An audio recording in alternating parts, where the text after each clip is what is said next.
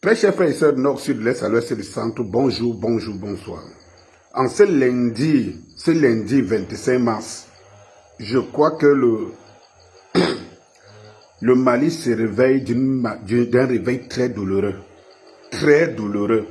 Parce que ce qui a frappé au Mali peut être considéré comme ce qui a frappé l'Iran.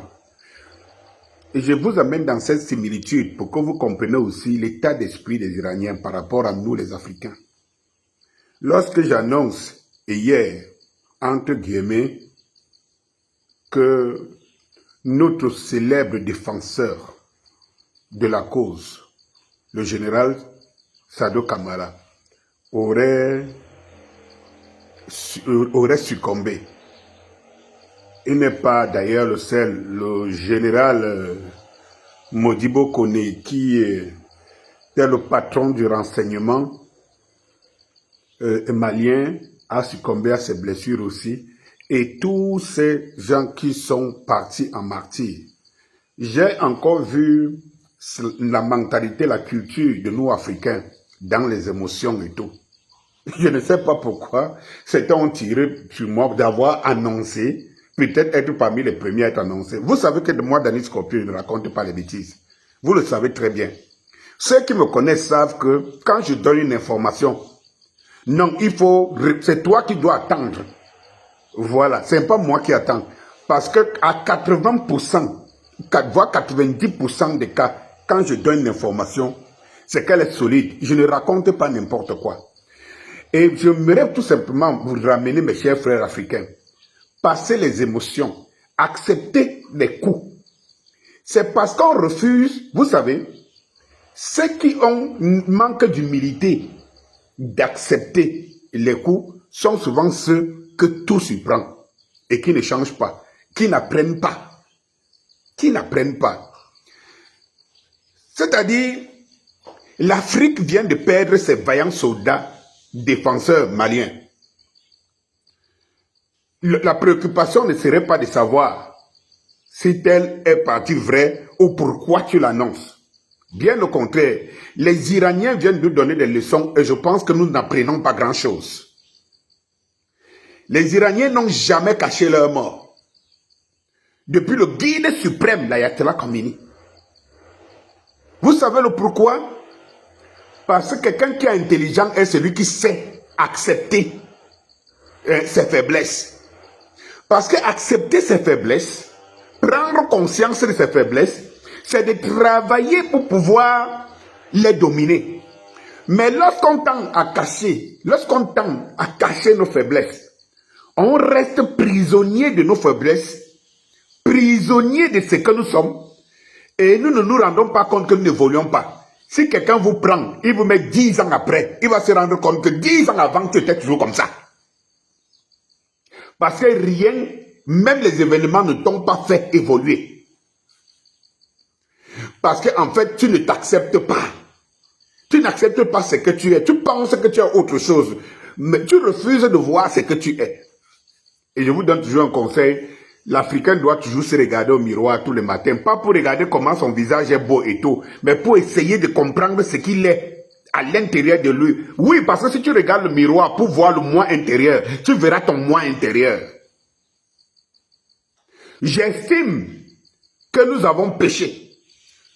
Nous, du camp des souverainistes africains, j'estime que nous avons été d'une légèreté pour que cette situation arrive au Mali. J'estime qu'on n'a pas suffisamment fait ce qu'il fallait faire. Et nous, et même les autorités maliennes, c'est une critique constructive. Qu'est-ce qui n'a pas marché? Qu'est-ce qui pouvait marcher et qu'on n'a pas fait? Ou quand il fallait le faire? Est-ce qu'il n'y avait pas des signaux qui montraient que c'est faisable? Je vous rappelle que le général Assimi Goïta a été plusieurs fois victime de coups d'État. Donc c'est quelqu'un qui est assis depuis qu'il a pris sa position sur une chaise éjectable. Tout le monde le sait. Tout le monde le sait. À quel moment on a baissé les bras? À quel moment? Lorsque j'ai lancé le mouvement sur le MS, le mouvement de soutien à la libération de l'Afrique, c'est ce que je disais. Je disais que non, il faut soutenir, il faut que le peuple, ne laissons pas le peuple d'AES seul dans ce combat. L'ennemi est fort et puissant, il faut le reconnaître. Il ne faut pas le sous-estimer. Il faut soutenir, il faut être tout le temps éveillé. Oh, mais je vois qu'à un moment donné, on a baissé la garde. Et cette garde a été fatale. Elle a coûté la vie à des personnalités, ma foi, qui avaient un avenir radieux pour l'Afrique. C'est des pertes énormes. Des pertes énormes. Nous devons nous regarder. Qu'est-ce qui n'a pas marché? Je suis très en colère. Je suis outré. Parce que le Mali reste le bastion. Il faut le dire. Le Mali reste le bastion de la révolte africaine. C'est Assimi Goïta qui a lancé cette révolte. C'est Assimi Goïta qui a permis la naissance de l'AES. Quand Assimi Goïta décide de s'opposer à l'impérialiste, d'où qu'il vienne, il est encore seul. Il a bagarré contre le vent, marée, et tout ce que vous connaissez. Assimi Goïta ne devrait pas être dans cette situation. C'est l'espoir, c'est d'Assimi Goïta que naisse Ibrahim Traoré, que naisse l'envie du Niger. Assimi Goïta et le Mali sont les propulseurs de cette nouvelle Afrique que nous voulons souveraine et que nous fait rêver. Même mes poules ou mon coq, vous voyez très bien.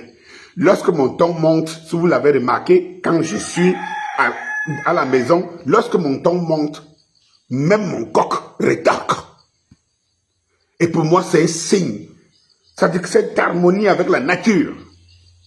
Très chers frères et sœurs. Et lorsque nous avons donc encaissé un coup comme celui-là, nous l'avons encaissé. Nous ne devons pas le minimiser ou essayer de se convaincre que ce n'est pas possible. Non. Les Iraniens nous ont appris qu'ils amplifient même leurs défaites. C'est parce qu'en amplifiant leurs défaites, ils arrivent à amplifier, à trouver des solutions au-dessus de leurs défaites. Ce qui fait qu'au prochain affront, la défaite sera minime parce que la défense s'est préparée sur Mach 10 au lieu de Mach 3. Si nous perdons un soldat, acceptons-le. Et posons-nous les questions. Et non, ne disons pas qu'on refuse d'avoir perdu. Quand on refuse, c'est là qu'on se refuse aussi la solution pour qu'on n'en perde plus demain. Bonjour.